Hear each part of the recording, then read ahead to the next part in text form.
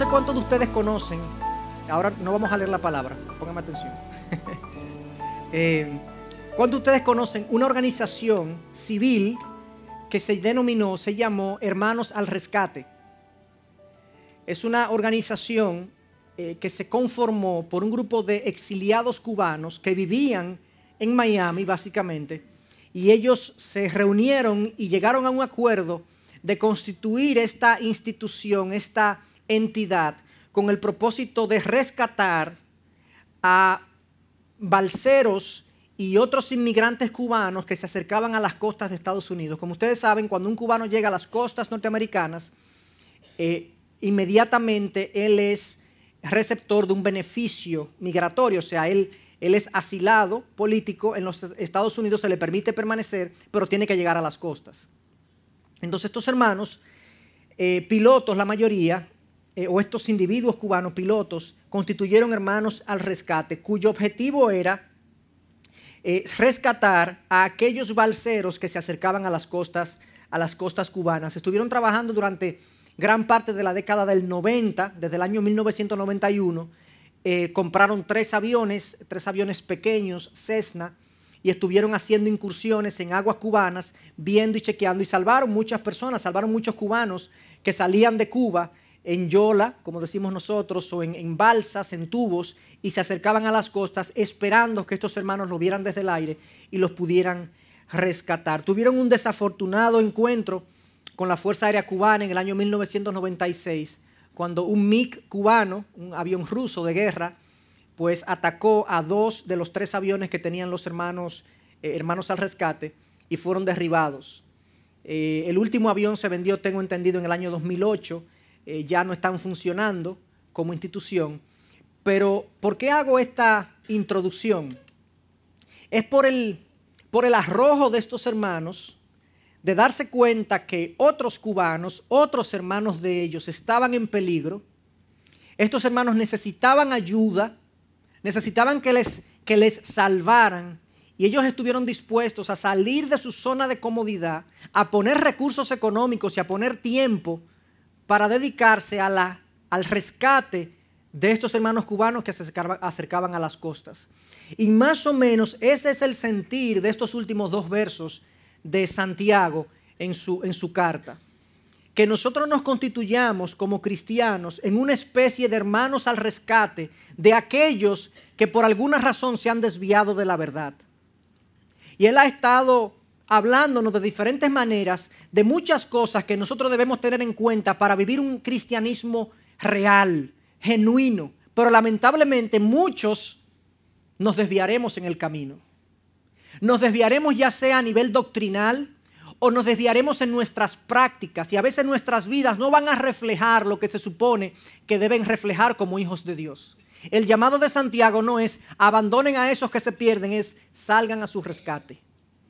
Y con esa introducción en la cabeza vamos a leer estos últimos dos versos. Dice así: hermanos míos, si alguno de entre vosotros se extravía de la verdad y alguno le hace volver, sepa que el que hace volver a un pecador del error de su camino salvará su alma de muerte y cubrirá multitud de pecados. Vamos a leerlo de nuevo para poder ir rumiando un poco y meditando un poco en estas verdades. Hermanos míos,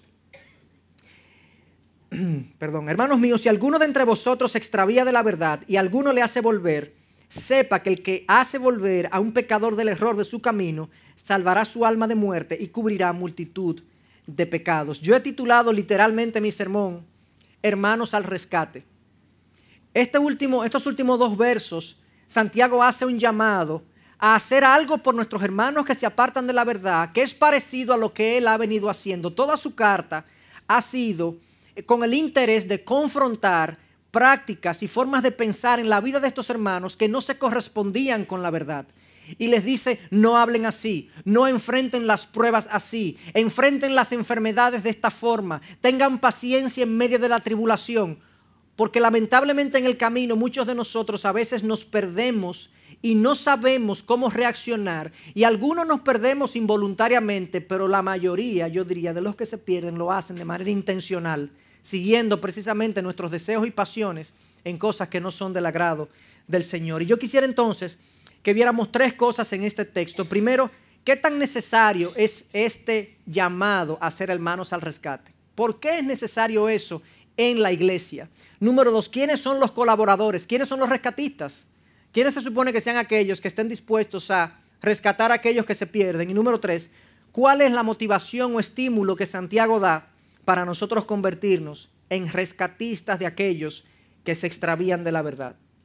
Comencemos por ver la necesidad de ser hermanos al rescate, de tener esa intención de rescatar a aquellos que se pierden. ¿Por qué es necesario este sentir dentro de la iglesia? Versículo 19. Hermanos míos, si alguno de entre vosotros se extravía de la verdad. Santiago nos confronta con una realidad, y es que tú y yo, hermanos cristianos, y otros que se llaman hermanos cristianos, en algún momento de su vida se van a extraviar, se van a perder en el camino, van a ser engañados, seducidos, atraídos a salirse del camino de la fe, a salirse de las cosas que han dicho creer, y van a comenzar a creer y a seguir otras cosas, a riesgo de su propia alma. Pero eso es una realidad entre nosotros. Es una realidad que nosotros vamos a tener momentos de desvaríos, momentos de locura cristiana, por así decirlo, donde no seremos racionales en nuestra manera de pensar, donde seguiremos más los deseos de nuestro propio corazón que los deseos de Dios para nosotros. Y a veces ese error y ese desvarío y esa pérdida tiene que ver con algo doctrinal. Yo comienzo a creer cosas erradas, cosas equivocadas, comienzo a abrazar doctrinas que no son bíblicas. Pero en la mayoría de los casos tiene que ver con errores morales, donde yo comienzo a perseguir prácticas y hábitos y formas de vivir que no se corresponden con la verdad del Evangelio. Y de ahí entonces la necesidad de que la iglesia se vea a sí misma, de que nosotros nos veamos a sí mismos, a nosotros mismos, como una entidad de hermanos al rescate. Es que hoy yo estoy bien, mañana yo no sé. Es que hoy mi hermano está bien, pero mañana yo no sé. Y el día que mi hermano se desvíe, el día que yo me desvíe, yo quisiera que me salieran a rescatar. Imagínense ustedes que alguien se pierde en la maleza del Pico Duarte. Alguien se pierde, como ha sucedido. En días pasados estábamos orando por una persona que se había perdido, un joven que se había perdido en el Pico Duarte. Y sucede que él se pierde, pero nadie lo sale a buscar. Y aparece a los 6 días.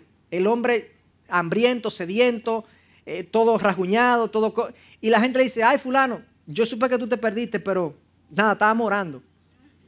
Estábamos orando para que tú aparecieras. Y nadie lo salió a buscar. No, estábamos aquí orando en la iglesia. Estábamos esperando que el Señor fuera en tu rescate. Y el Señor es poderoso, mira cómo tú estás sano y salvo. Y el hombre: bueno, así no quiero yo que oren por mí, ¿no? Hay un deseo que yo tendría de que si yo me pierdo en un paseo me salgan a buscar, pero cuánto más en el plano espiritual. Si yo me pierdo, yo quiero que me salgan a buscar, por favor, ¿eh? Por favor, no oren por mí nada más, sálganme a buscar. Y esa debe ser la intención de nosotros, si es que en nosotros hay un verdadero y genuino amor por el hermano. Eso es un tema que voy a atacar más adelante, pero parte del problema nace ahí, que no hay un verdadero y genuino amor por los hermanos que se pierden y por los hermanos que se desvían. Pero bueno, por lo pronto entonces la realidad es que hay una necesidad de que nos veamos a nosotros mismos como hermanos al rescate. ¿Por qué? Porque hay gente que se va a perder y va a divariar en su fe. Aquí surge un punto controversial dentro de la carta de Santiago. Tiene muchos puntos controversiales. Y es bueno de quién está hablando Santiago, porque en nuestra iglesia pensamos que el que es creyente y Dios garantiza su salvación. Y Dios garantiza que esa persona va a llegar hasta el final de sus días. Y aunque sea en su lecho de muerte, pero él se va a arrepentir y va a entrar al reino de Dios. Eso lo creemos, lo predicamos, entendemos que es algo bíblico. Entonces, ¿por qué Santiago habla que si alguno de vosotros se extravía de la verdad? Algunos dicen: bueno, no, estos son cristianos genuinos. ¿Por qué? Bueno, porque Santiago dice: hermanos míos, si alguno de vosotros, se está hablando a cristianos. Pero ¿qué pasa? Que Santiago dice en el versículo 20 que cuando lo rescatemos, sepa que haremos volver a un pecador del error de su camino y salvaremos su alma de la muerte. Pero ¿cómo que salvaremos su alma de la muerte si él nunca estuvo en peligro de perder su alma? Porque él es cristiano. Esa es la controversia. Entonces la realidad es que cuando leemos el texto y leemos lo que Santiago ha estado tratando de hacer a lo largo de su carta, a lo largo de la carta, Santiago nos ha dicho que hay hermanos entre vosotros que profesan tener fe, pero no la muestran con sus obras. Yo diría que el centro del mensaje de Santiago está precisamente en Santiago 2:17, donde dice: así también la fe por sí misma, si no tiene obras, está muerta. Ok, tú dices que tú eres creyente, que tú eres cristiano, que tú eres seguidor de Jesús, pero tú no tienes una práctica de vida, tú no tienes una manera de hablar, una manera de ser, una manera de actuar que refleje que tu fe en Cristo es genuina y es real. Santiago dice: esa fe no es real, está muerta, no es genuina, no te salva. Es una profesión de fe, pero no es una fe transformadora. Y Santiago ha estado hablando a lo largo de su carta de este tipo de personas. En 1:22 dice lo siguiente: sed hacedores de la palabra y no solamente oidores. Oigan esto, que se engañan a sí mismos. O sea, gente que oye la palabra, viene y se sienta en la iglesia, a veces la lee en su casa, la oye en el radio y él piensa que está bien porque él está oyendo la palabra. Se engaña a sí mismo porque si no tiene una vida que respalde su profesión de fe, no es real, no es genuino. ¿Y cuánta gente puede estar en esa condición? Oidores, se sientan, tienen actividades religiosas, vienen a la iglesia, a veces oran, le piden a Dios que bendiga sus planes, pero en realidad en el fondo no han cedido, no han doblegado su voluntad a la voluntad del Señor. Viven vidas egoístas, vidas independientes, vidas religiosas, pero no transformadas por el Señor. Y en ese estado, Santiago entiende que esas son gente que se han desviado de la verdad. Ellos piensan que están en la verdad, pero se han desviado de la verdad. Y yo entiendo entonces que Santiago le está hablando aquí a este tipo de individuos, que lo ha estado haciendo a lo largo de la carta. Gente que se cree salva, pero que no lo es. Y por eso el resultado es que cuando los rescatemos, salvaremos su alma de la muerte. Porque ese hermano se va a condenar si no se arrepiente. Si no es sincero consigo mismo y se da cuenta que realmente él no es un seguidor de Cristo, que es realmente un religioso, él se va a condenar. Por eso es que Santiago dice eso. Ahora la pregunta es, entonces, ¿por qué le llama hermano? Si alguno de vosotros se extravía de la verdad. Bueno, le llama hermano, yo entiendo, porque nosotros no sabemos.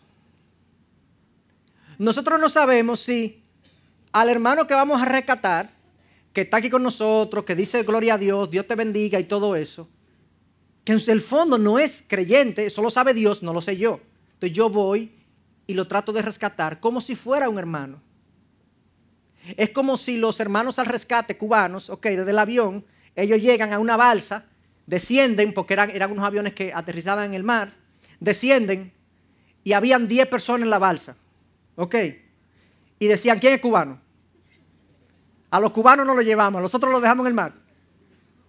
No, este llamado es, aquí hay gente que está aquí pero no es. Se desvía de la verdad. Tú no sabes si él es o no es, pero tú vas como si fuera. Por amor, lo que hizo el Señor por nosotros. No le van a preguntar, ¿tú eres cristiano, genuino? Tú has aceptado al Señor y hacemos una evaluación antes de decirle, no, pues entonces yo no te voy a rescatar porque tú estás perdido y tú no eres cristiano. No, eso no lo sabemos nosotros, lo sabe el Señor. Entonces, por eso Santiago trata a esos hermanos como si fueran hermanos. De hecho, Pablo lo dice de esta forma en su segunda carta, carta a los tesalonicenses, segunda carta a los tesalonicenses, capítulo 3, versículo 14, dice así: y si alguno no obedece, oigan esto, si alguno no obedece nuestra enseñanza en esta carta, o sea, se desvía de la verdad, señalad al tal y no asociéis con él para que se avergüence. O sea, corten la asociación. Sin embargo, no lo tengáis por enemigo, sino amonestadle como a un hermano. Pero Pablo, tú no me estás diciendo que ni siquiera me junta con él. Sí, pero amonéstale como si fuera un hermano, porque tú no sabes al final si lo es. Dios lo sabe. Entonces, por esa razón yo entiendo que Santiago le está hablando a gente que está aquí, pero que no es, pero que nosotros necesitamos alcanzar. Y como no sabemos si eso no es, necesitamos hacerlo como si fuera un hermano en el Señor. Ahora, tengamos cuidado, hermanos, porque lo que yo estoy enseñando no es que el cristiano no peca. O sea, ojo, el cristiano se puede desviar. Él no se va a desviar permanentemente porque el Señor lo va a traer, porque Dios es fiel. Pero el cristiano se puede desviar. Y Dios ha provisto la iglesia precisamente con ese, como uno de sus propósitos. De que cuando el cristiano genuino se desvíe, también sea rescatado por aquellos hermanos que permanecen en la verdad. O sea, el cristiano, sería un error pensar que los únicos que necesitan ser rescatados son aquellos que están aquí que no son realmente cristianos. No, a veces hay cristianos, y este llamado de Santiago nos indica también que a veces hay cristianos que se desvían profundamente de la verdad y están perdidos, están engañados en su propia vanidad y en el orgullo de su mente y en su pecado, y abrazan cosas que no debían abrazar, pero lo abrazan. O sea que el cristiano peca, y sucede que el cristiano aunque peca no se deleita en ello. Pablo nos habla de eso en su capítulo 7 de Romanos. El cristiano puede pecar, pero no se deleita en el pecado. A él le duele cuando peca, le gusta su carne, pero le duele a ese espíritu. Le duele su interior. Él se arrepiente y vuelve a su Señor. Es la expresión de Charles Spurgeon, que dijo una vez: las ovejas se pueden caer en el lodo, pero los puercos se revuelcan en él. El cristiano se puede caer, pero él no se revuelca. El que se revuelca no es oveja. Entonces quería hacer esa observación porque pudiera pensarse que estamos diciendo que todos los que están aquí son hermanos que no son genuinos, que hay que rescatar. No, pero hay genuinos que hay que rescatar también, que a veces se pierden en el camino. Esa es la necesidad, hermanos, de que nosotros nos veamos a nosotros mismos como hermanos al rescate. ¿Por qué? Porque entre nosotros habrán algunos que se van a desviar de la verdad, doctrinalmente hablando y moralmente hablando, y necesitan ser alcanzados, rescatados de esa manera de pensar o de esa manera de vivir. Pero hablemos ahora de quién es que va a ir. Ok, eso es necesario. ¿Quién lo va a hacer? Bueno, para eso están los pastores, y están los ancianos de la iglesia y los diáconos, y las esposas de pastores están ahí para eso, para estar pendiente de aquellos que están alejándose del camino y necesitan ser rescatados. Bueno, ¿qué dice el texto? 19, la parte B. Leamos desde el 19, desde el principio. Hermanos míos, si alguno de entre vosotros se extravía de la verdad y alguno le hace volver, bueno, esto no es un trabajo de los pastores, ni de los ancianos, ni de los líderes, es un trabajo de todos. Y yo creo que esto tiene tiene un trasfondo práctico. Hermanos, ¿cómo creemos nosotros que los pastores, un grupo reducido de hermanos, vamos a estar al tanto? Miren esta congregación, ustedes son el segundo grupo, ahorita viene otro, tercer grupo. ¿Cómo podemos, ni qué quisiéramos? Yo quisiera estar al tanto. Quisiéramos estar al tanto de todas las situaciones que ustedes viven y que nosotros vivimos, pero no podemos. Es imposible, es humanamente imposible. Por eso, hermano, cuando usted se sienta que usted sufrió algo o se desvió de alguna forma y ninguno de nosotros se hizo presente, no crea que fue porque no quisimos, quizá no nos enteramos ni siquiera. Eso es vital, no solamente para descargarnos a nosotros un poco, para cuidar su corazón contra nosotros, pero más importante aún, hermanos, es que nosotros, aquí la iglesia completa, comience a entender que tú eres responsable por el caminar de tu hermano. Esa es la esencia de este mensaje. Eso es lo que nos diferencia, hermanos, de una institución educativa. Usted va a una universidad a aprender, ¿verdad? Usted se sienta ahí a que le hablen, le enseñen y le... Bueno, ¿en qué se diferencia una iglesia a una universidad? Porque ustedes vienen aquí a sentarse a aprender, yo le enseño y cosas, y le enseñamos nosotros, ¿verdad? La diferencia está en la relación que hay entre los estudiantes. Esto es una comunidad de gente que se interesa los unos por los otros. Yo no vengo aquí a que me enseñen a sacar una buena nota. No, yo vengo porque yo he decidido vivir mi vida junto a este grupo de gente y vamos a estar pendientes los unos de los otros. De lo contrario, no es una iglesia, es una entidad educativa, un club social para pasarla juntos. Pero cuando las cosas se ponen, como decimos, en color de hormiga, ay, imagínate, fulano está mal. Pues ve, ¿a dónde fulano? Los colaboradores, los rescatistas, hermanos, somos todos. Si alguno le hace volver, todo cristiano debería verse a sí mismo como un rescatista, delegado por Dios en favor del hermano que se pierde, en favor del hermano que se extravía. Eso no lo dice este texto solamente. Oigan lo que dice Mateo 18. Voy a leer solamente el versículo 15. Y si tu hermano peca, ve y repréndelo a solas. Ve. Toma la iniciativa. Nadie te tiene que decir. El pastor no te tiene que instruir. Nadie nos tiene que... Si tú estás al tanto del pecado, la caída o el desvío de un hermano y está cerca de ti, tú vas en favor del hermano y lo rescatas de su manera de vivir, de su manera de pensar, de su desvío. Ahorita vamos a hablar un poco en términos prácticos de cómo lo podemos hacer. Pero solamente quería señalar que esto no está solamente aquí en Santiago, está en Mateo 18, pero más aún, Gálatas 6, versículo 1. Oigan cómo lo dice Pablo. Nos lo dijo Jesús en Mateo 18, ahora Pablo en Gálatas 6. Hermanos, si alguno es sorprendido en alguna falta, vosotros que sois espirituales, los que están bien, los que permanecemos en comunión con el Señor, los que estamos enfocados en la palabra todavía, oigan lo que dice ahora, restauradlo en un espíritu de mansedumbre, mirándote a ti mismo, no sea que tú también seas tentado. Es que estamos supuestos a velar los unos por los otros. En los desvíos, en los errores, en las caídas. De otra manera no seríamos una iglesia. Aquí entonces, cuando uno hace este llamado, muchos ponen excusas. Bueno, imagínate, es que no es correcto que yo me esté metiendo en la vida de otro. Sobre todo si ese otro no me ha invitado, no me ha hecho parte de su vida. Bueno, lo que pasa es que el que está mal, por definición, no te va a invitar. Fulano, ven a ver lo que yo estoy haciendo ahora. Ven, vamos a cenar el próximo martes, para yo contarte en lo que he estado últimamente. Perdido el hombre. Él no lo va a hacer, al contrario, él se va a esconder. Esa es la tendencia humana cuando fallamos. ¿Qué fue lo que hizo Adán? Adán peca y el próximo versículo vemos a Dios. Adán, ¿dónde estás? Bueno, es que yo pequé, tuve miedo y me escondí.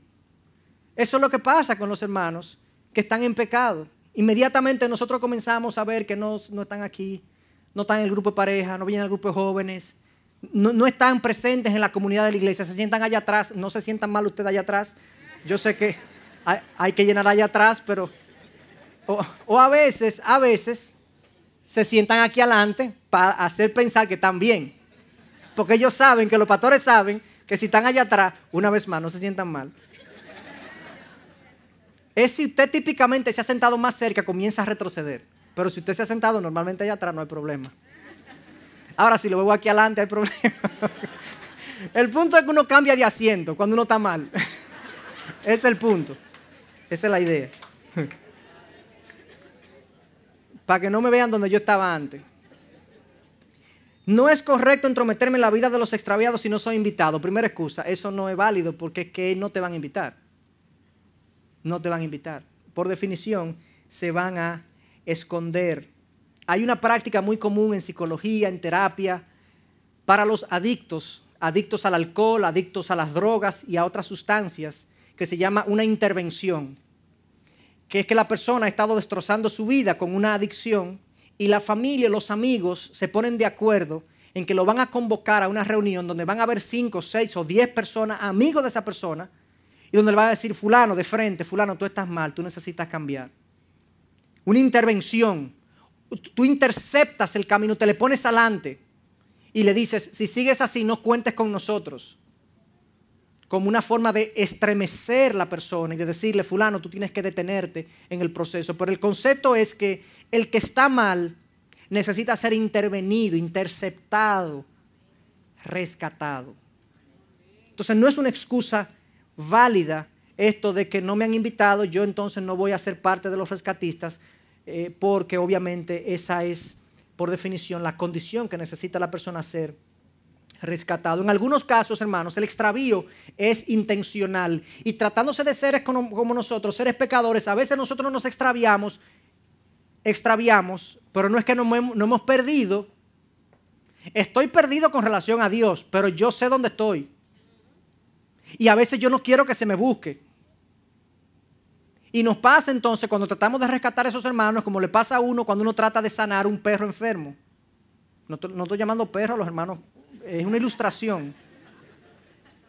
El perro enfermo, tú lo vas a curar y te muerde. El hermano extraviado, el hermano perdido, que está intencionalmente desviado porque le gusta lo que está haciendo, a veces te va a herir y te va a ofender y te va a decir, ¿para qué tú estás aquí? Pero la responsabilidad de nosotros no es salir huyendo ante su ladrido, es tratar de rescatarlo en amor, con mansedumbre, sabiendo que yo puedo estar en la misma condición. Otra excusa que muchos ponen, bueno, es que imagínate, yo si le digo eso, eso como que no es amor. Decirle a una persona lo mal que está, decirle a una persona las consecuencias de sus acciones, eso no es amar a la persona, porque amar a la persona es aceptarlo como es e incluso aplaudir lo que está haciendo. Y sucede entonces que a veces estamos al lado de hermanos que están mal en su vida y decidimos no decir nada, como para ver si por obra de gracia o magia, digamos, espiritual, el hermano cambia. Y no mencionamos nada. Porque sería un gesto de desamor si yo le digo a mi hermano lo mal que está o el camino que él está tomando, las consecuencias de su camino. Y eso es una de las mentiras más comunes en nuestra generación. Yo diría que es humana, siempre ha sido una mentira presente, pero hoy en día está la idea de que si yo le digo al otro que está mal en su camino, eso es un acto de desamor hacia esa persona. Lo que sería un desamor es no decirle lo mal que está. Imagínense que ustedes van a un médico, tienen cáncer, el médico tiene el diagnóstico en la mano, usted tiene cáncer, pero el médico dice, antes de que usted entre al consultorio, yo no le voy a decir nada porque él se va a sentir mal. Imagínate, o sea, si yo le digo que tiene cáncer, imagínate la tristeza, las lágrimas que eso va a producir en esta persona. Yo me voy a quedar callado y nada, voy a orar a ver si esto cambia. Por favor, el que tiene cáncer, doctor, dígame lo que yo tengo. Dígame lo que yo tengo, porque si no me dice que tengo cáncer, no puedo darme tratamiento. ¿Cómo ustedes creen que el pecado, cuál ustedes creen que es el efecto del pecado en un alma? Es como un cáncer. Va cogiendo cada vez más áreas y más áreas y más áreas al punto que puede la persona perder su alma. Entonces no es amor el no decirle al otro lo mal que está. De hecho, es todo lo contrario. Es una insensibilidad no advertirle que de continuar así va a sufrir las consecuencias. Otra excusa, no, es que ese no es mi problema. El individualismo de nuestros días, no, imagínate eso. ¿Cómo meten eso? Porque es lo más fácil. Porque lidiar con todas estas cosas, hablar con una persona, este tipo de conversaciones pesadas, no es cómodo, no es bueno. Pero qué refrescante es cuando yo traigo un tema como ese y la persona acepta y hay un grato regreso a la verdad. Pero no, a veces decimos, no, eso no es mi problema. Eso es o de los pastores, pero el mío no es. Le sucede a uno como, imagínense que la casa de usted se está quemando, que fue el fuego, y llegan los bomberos, y el bombero se para al lado de usted, y dice, ¿cómo estamos? Y la casa quemándose, y el bombero al lado de usted. Esa es la casa suya. Sí, esa es la casa mía, tú no vas a hacer nada. No, vamos a darle un ratico más, que ya se va más completa. Pero ven acá, bombero. Algo. El policía, ¿verdad? Que ve que le están dando una golpeada a una gente y se para al lado y dice, fulano, ¿te duele? Cuando yo veo a alguien que no está cumpliendo con su responsabilidad, eso me indigna, eso me causa una sorpresa tremenda. Y sucede que nosotros vemos la casa de nuestro hermano quemándose en términos morales o doctrinales, lo vemos desviarse, lo vemos perderse, y a veces nos paramos a verlo de afuera y decimos, bueno, imagínate, qué daño, qué daño. Venimos a recoger los escombros después, pero no tiramos agua a tiempo y no intervenimos a tiempo esto que la persona estaba sufriendo. Y una última excusa, hermanos, es que no sabemos qué hacer o cómo hacerlo. Y eso pues me cohíbe, me limita, yo no voy a decir nada. ¿Y cómo yo le digo eso a mi hermano, a mi papá, porque esto se da todo en el contexto de la familia, a mi esposa, a mi esposo, a mi hijo, a mi papá, a mi mamá, a mi pastor, a mi hermano también, a mi colega. ¿Cómo yo le digo una cosa así? No, yo no sé, yo no sé. Y nos perdemos. Nos perdemos precisamente porque no sabemos. Si ese es el caso, busque consejo, pero no se detenga en su proceso de rescatar al hermano que necesita a veces esa ayuda, no a veces necesita esa ayuda. Bueno, cualquiera de estas excusas no nos exime de nuestra responsabilidad de ser parte de los rescatistas. ¿Por qué? Porque cuando yo creo que no es mi problema, yo entro en contradicción con la palabra de Dios que me dice, sí es tu problema. Porque Santiago que me está diciendo, si alguno de vosotros le hace volver.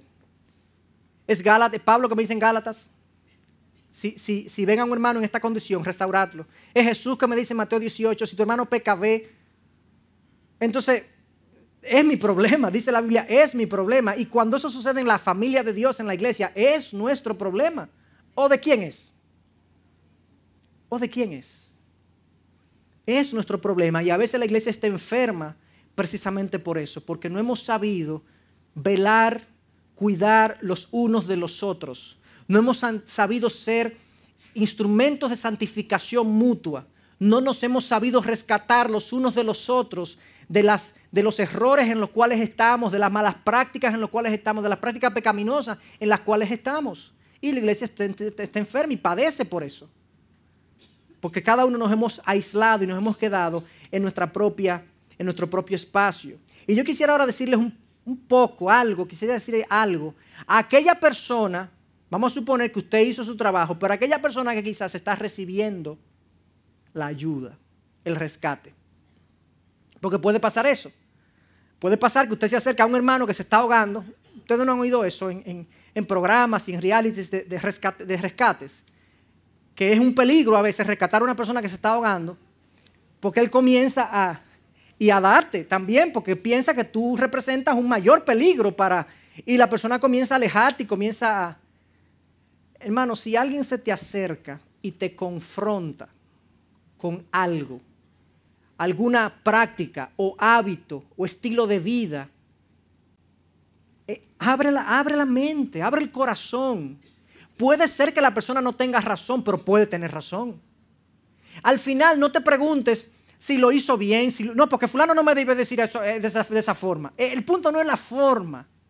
El punto es si lo que te dijo fue verdad. Si lo que te dijo fue verdad, si tú, a la luz de la palabra de Dios, de lo que tú conoces o de tu conciencia, tú sabes que lo que te están diciendo es verdad, acéptalo aunque el otro se haya equivocado en la forma que lo dijo. Puede ser que el otro se equivocó en la forma, pero la forma no elimina el fondo. ¿Estamos de acuerdo? Pero a veces nosotros entonces en nuestro estado de desvío, de extravío, estamos ahí entonces de orgullosos. No, porque tú no me dices eso así. Pero tú eres que está mal. No, porque fulano se cree más papita que el papa, porque ahora todo el mundo está... Yo no soy peor que nadie. Nadie te está diciendo que tú eres... Sencillamente te estamos tratando de rescatar. Y entonces la persona en su desvío y extravío se pone de resistente. No, echen para allá, yo no quiero nada. Bueno, en algún momento Dios te quitará toda cuerda que Él lanzó en tu favor, Él la va a quitar. Y te van a dejar que te ahogues. Y cuando llegues al fondo y te ahogues, quizás respondes, como le pasó al hijo pródigo. Papá, dame mi herencia. Papá, ay, mi hijo, no te vayas. No, ten tu herencia. ¿Tú quieres ir? Ten tu herencia. Pero eso sí, que llegó hasta el fondo. Y de allá volvió en sí. Y a veces tenemos que hacer eso. A veces esa es la mejor ayuda que podemos prestarle a alguien. Hacemos el intento, nos acercamos. Pero hay un punto, hermanos, donde ya la verdad ha sido dicha, ha sido planteada, donde nos corresponde retroceder y decir, Señor, te lo dejo a ti. Y dejar que la persona sufra las consecuencias de su decisión. Quizás eso lo hace cambiar. Pero no sin antes intentar el rescate. No sin antes intentar el rescate. Por último, entonces, vimos que esto es necesario, porque es que no podemos perder. Vimos quiénes son los que deben estar involucrados aquí. No somos nosotros nada más los pastores. Nosotros estamos en esto también, pero tenemos que tener la ayuda de ustedes. Pero en tercer lugar, ¿cuál es la motivación para hacer algo como esto? Santiago dice, ya en el versículo 20, la última parte del 19 y el 20 dice, y alguno le hace volver, si le hago volver, ahora viene, sepa que el que hace volver a un pecador del error de su camino salvará su alma de muerte y cubrirá multitud de pecados. Qué grandioso que yo, en esta tarea de rescate, no solamente estoy salvando una vida física, no, se trata de salvar un alma eterna. Qué tremendo privilegio ese. A veces yo me pregunto, por ejemplo, yo veo tareas como la de bombero y yo digo, ¿cómo es que hay gente que quiere ser bombero? Dígame, ¿cuál es el beneficio de ser bombero? ¿Cuál es el beneficio? ¿Dinero? No, dinero no es. Eso no es. Seguro que dinero no es. No, pero vamos a ponerlo más agudo el examen. Un bombero en República Dominicana. Okay. ¿Por qué una persona querría en su sano juicio ser bombero en República Dominicana? Por dinero no es, por prestigio no es. Pero hay un sentido de logro, hay un sentido de propósito cuando, aunque mi tarea no sea placentera, el logro es tan grandioso que me llama a estar ahí. Me llama a estar ahí. Entonces, en este proceso, nadie quiere confrontar a otro. Nadie. ¿Quién? Yo quiero estar discutiendo con la gente, diciéndole a la gente lo mal que está y lo desviado que se encuentra y las consecuencias que le van a caer. Yo no quiero estar en eso, yo no quiero en mi sano juicio estar en eso. Pero hay un sentido del logro que me debe embargar, de yo intentar tratar de rescatar a esa persona de la verdad y salvar su alma de la muerte. En el caso que la persona no conozca al Señor de manera genuina, porque ese es el destino de los que no conocen a Cristo de manera genuina, de los que no se han arrepentido de manera genuina. Hay una condenación prevista, prometida para aquellos que no han entregado su vida al Señor Jesucristo. Para Dios, la muerte física no es la muerte. Por eso es que dice aquí, salvará su alma de la muerte. No es la muerte física, es la muerte espiritual. Miren cómo Jesús en Juan 11, 25 le dice a Marta, la hermana de Lázaro, Jesús le dijo, yo soy la resurrección y la vida. El que cree en mí, aunque muera, vivirá. ¿Cómo que aunque muera, vivirá? Eso es como una contradicción. Lo que pasa es que Cristo está hablando, aunque tú mueras físicamente, tú vivirás espiritualmente, tu alma vivirá, porque la muerte para Dios no es la física, es la espiritual, que tiene que ver con la separación de Dios. Cuando una persona se muere sin Cristo, se muere sin haberse arrepentido de sus pecados y haber recurrido al Señor en arrepentimiento, esa persona se condena, muere espiritualmente, murió físicamente, pero murió espiritualmente, eternamente y para siempre. Esa es la realidad. No podemos aquí venir a pintar un eufemismo de la muerte, bueno, que pasamos a otro estado, como los históricos dicen, como algunos liberales cristianos, bueno, eso ya, ahí llegaste, ahí tú estás, y descansó. El que murió en Cristo descansó. El que murió en Cristo descansó, pero el que no murió en Cristo, ahora comenzaron sus sufrimientos según la Biblia. A mí me duele decir eso, hermanos, pero esa es la realidad. Entonces, si tú tienes una vida de pecado recurrente, de pecado que no te duele en el corazón, donde tú te deleitas en él, quizás es una indicación de que tú estás en peligro de perder tu alma. Porque el que es creyente y ha aceptado a Cristo en su corazón y ha sido transformado por el Espíritu, el pecado le duele, el pecado le estremece, el pecado lo aflige. Pues pensamos que, venimos aquí, estamos bien con Dios. No estamos bien con Dios. Entonces, esta persona salvará su alma de la muerte. Gran estímulo para el que quiere rescatar a otro. Pero no solamente eso, es que cubrirá multitud de pecados. Cubrirá multitud de pecados.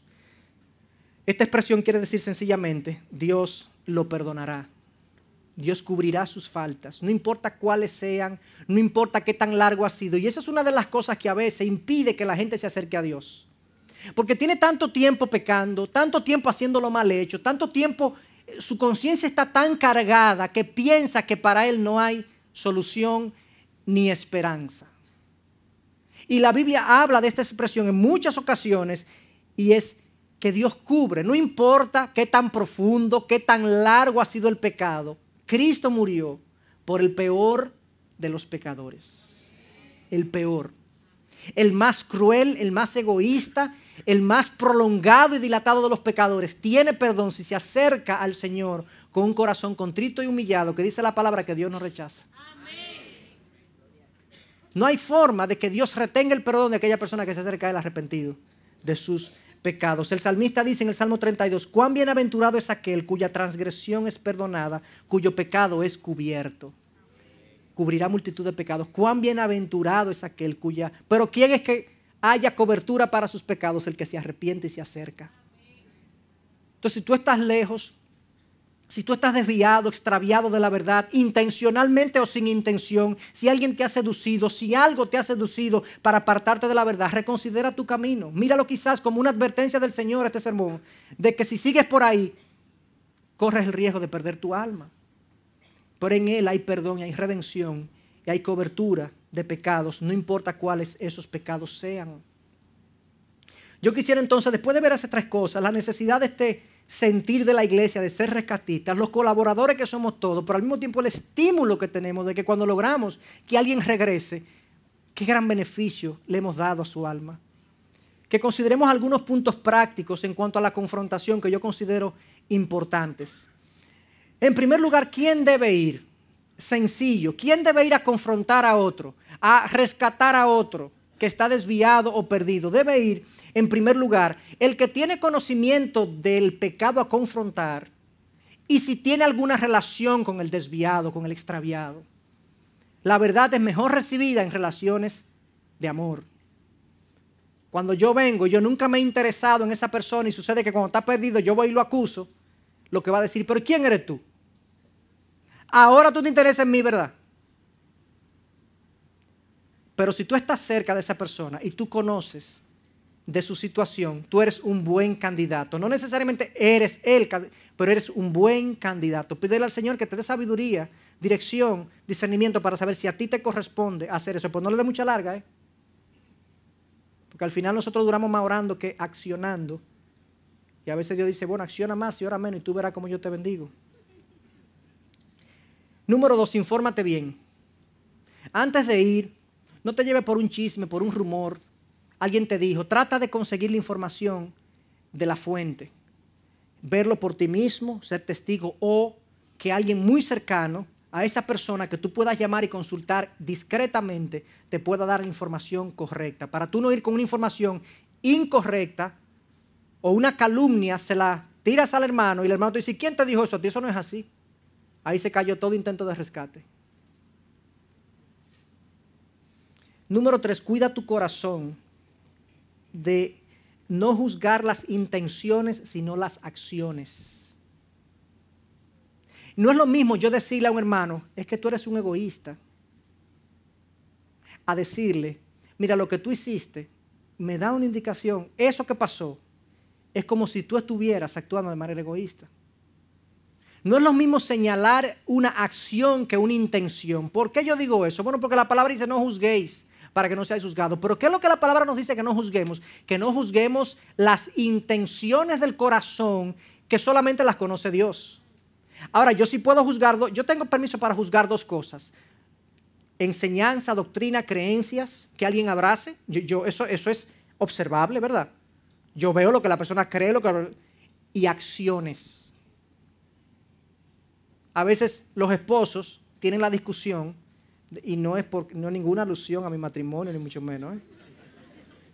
De verdad, sí. Lo que pasa es que el matrimonio es un caldo rico para ilustraciones en el proceso de santificación.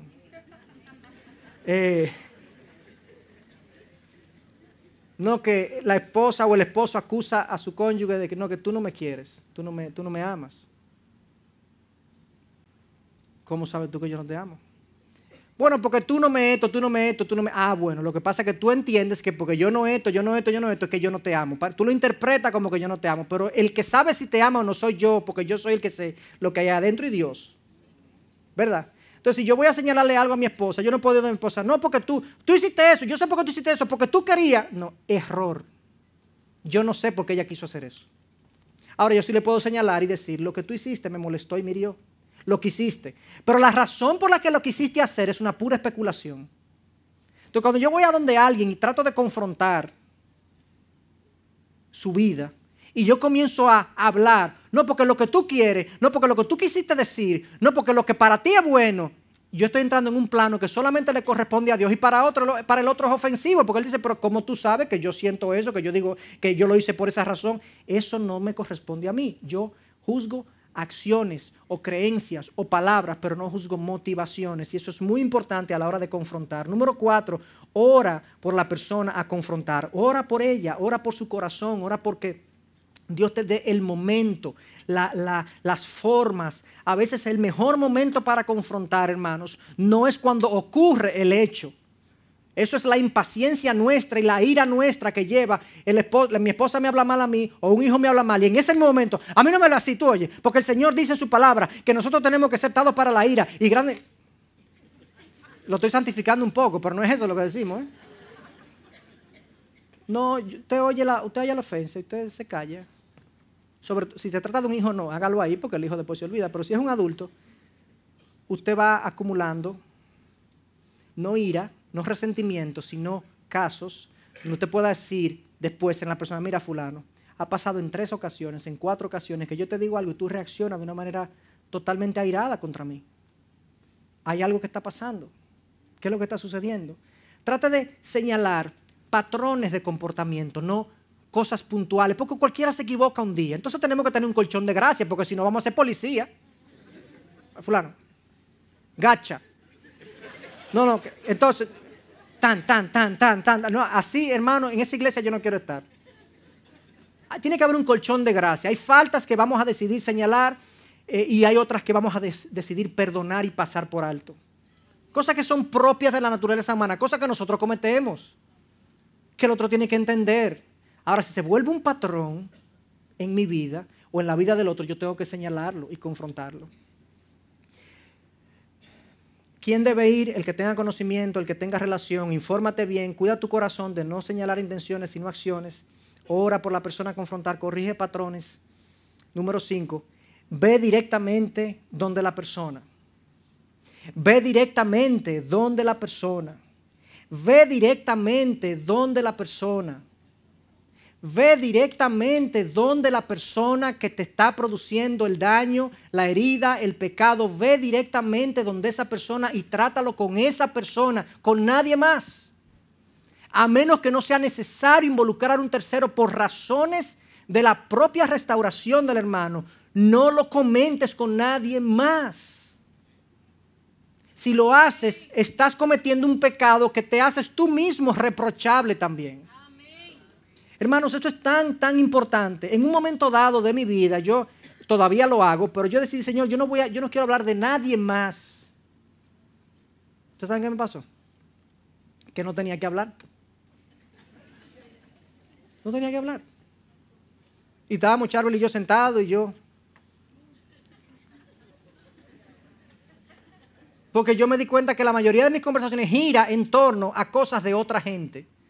No quiere decir que usted no pueda hablar de otro en algún momento dado, pero si se trata de una situación confrontable, de un pecado del otro, trate de ir donde esa persona, a hablar con esa persona y no estar proliferando y hablando de estas cosas con otros. En lo posible, mujer con mujer, hombre con hombre. Si usted es un hombre casado, usted no es la persona indicada para confrontar a una mujer soltera o una mujer casada. Hable con su esposa quizás, hable con una amiga cercana, un amigo cercano que pueda hacer eso, hombre con hombre, mujer con mujer, para cuidar la pureza en nuestras relaciones. Y por último, piensa anticipadamente en lo que vas a decir. Esto no es un asunto improvisado, esto es un asunto que lo hago en amor. Mi objetivo no es hacer sentir al otro mal, mi objetivo es que el otro cambie en la dirección correcta y a veces mi confrontación produce más desvío y más problemas. Cuando uno ve el caso de Natán, que va y confronta a David, el profeta Natán va y confronta a David. Ustedes lo leen en 1 Samuel. Ustedes ven a este hombre que se acerca a David y le comienza con una historia que no tiene aparentemente nada que ver con David. David, tú supiste, imagínate que hay un hombre en Israel que tiene muchas ovejas y le comienza con una historia a David. David no se la lleva, no se la lleva en lo absoluto. ¿Ustedes creen que Natán pensó eso camino allá? O en el momento, déjame esta historia. No, Natán oró, Natán buscó la opinión de Dios, Natán pensó, ¿cuál es la mejor manera de confrontar a David? David es un hombre conforme al corazón de Dios. Es un hombre que se la da de justo. Déjame presentarle un caso de injusticia en Israel. Y va y se lo lleva y se lo ilustra. Y David dice, ese hombre debe morir. Ese hombre eres tú, David. Ay.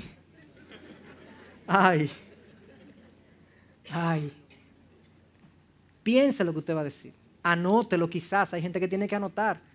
Usted se pone con un papelito frente a... Fulano, yo quiero hablar contigo algo. Usted saca un papelito. Mira. Lo primero yo te quiero decir que yo te amo. Y por eso yo estoy aquí. Quizás es eso lo que usted tiene que decir. Y así usted sigue, con gracia, con mansedumbre, no sea que tú también seas tentado. Hazlo como a ti te gustaría que te dijeran la verdad a ti un día. Que te llamaran aparte, que te llamaran solo, que fueran sensibles, ¿correcto? Y lo hicieran contigo. Si esto se da, hermanos, si esto se da en nosotros deberíamos ser una iglesia sana. Una iglesia que crezca mutuamente. La gente crece no solamente por lo que se enseña desde aquí, es por el velo mutuo el uno por el otro. Y si usted está en una condición confrontable, acepte la confrontación, abra su corazón, entienda que puede ser que Dios ha provisto que esa persona le tire la cuerda y lo rescate de su condición. No es orgulloso y permanecer ahí porque sencillamente tú no eres que me debe confrontar o tú lo estás haciendo de una forma inadecuada. Abra su corazón y permita que el Señor haga su obra de rescate y de salvación. Yo estoy convencido que la iglesia, nosotros hermanos, nosotros somos el uno al otro la provisión de Dios para nuestra santificación. Yo no solamente soy santificado mirando a Dios y mirando su palabra, yo soy santificado en el proceso de comunión mutua. Ahí es que se bate el cobre o el oro o lo que queramos poner, ahí, en la comunión mutua. Y ojalá podamos crecer en esa dirección.